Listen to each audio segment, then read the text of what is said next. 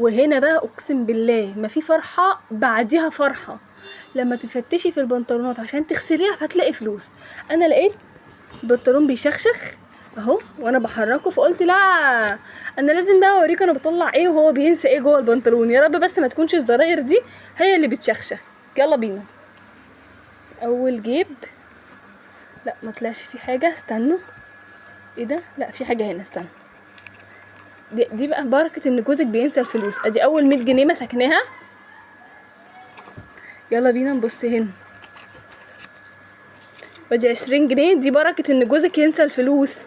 يا بنتي انتي بس خدي البنطلون قلبيه بعد ما يسيبه والنبي هتلاقي. استنوا في حاجه هنا اهي، بصي. ما ينفعش هو يا جماعه هو ما يمسكش البنطلون، لا.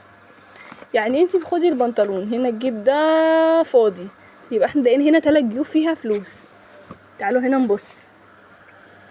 من اول جيب فاضي، بصي 5 جنيه معجونه جوه، تمام.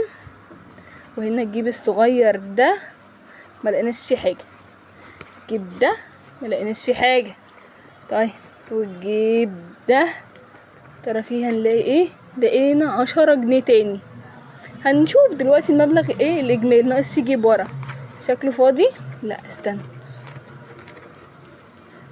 5 جنيه بس كده، مفيش تاني خلاص، مفيش تاني. تعالى بقى نشوف احنا لقينا ايه في جيبه بعد التفتيش. سيبيه يعني خليه يرمي البنطلون وخديه على طول له هغسله. يا عبيطه خليكي ناصحه كده. بصي ادي 100 ماشي، وادي ال20 يبقى 120 130 140 150 جنيه لقيناهم. 153 جنيه يعني بصوا عظمه. كل الفلوس دي انا لقيتها في جيبه وانا بعمل ايه.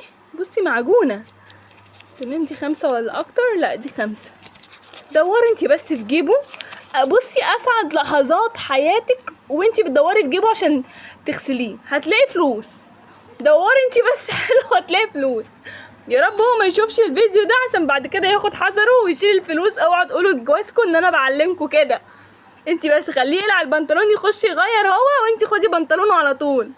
باي باي. مين اللي بتعمل كده تكتب لي، اللي بتعمل كده يا ريت تقولي انا بعمل كده يا ام ادهم.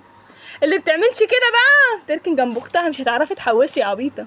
بصي مش تحوشي غير كده، بس خليه هو بس يسيب الفلوس وانت تعرفي تحوشي. بصي ما شاء الله الله اكبر اللهم بارك. ده انا بص مش هقوله طبعا مش هاخد مصروف البيت، تمام اهو.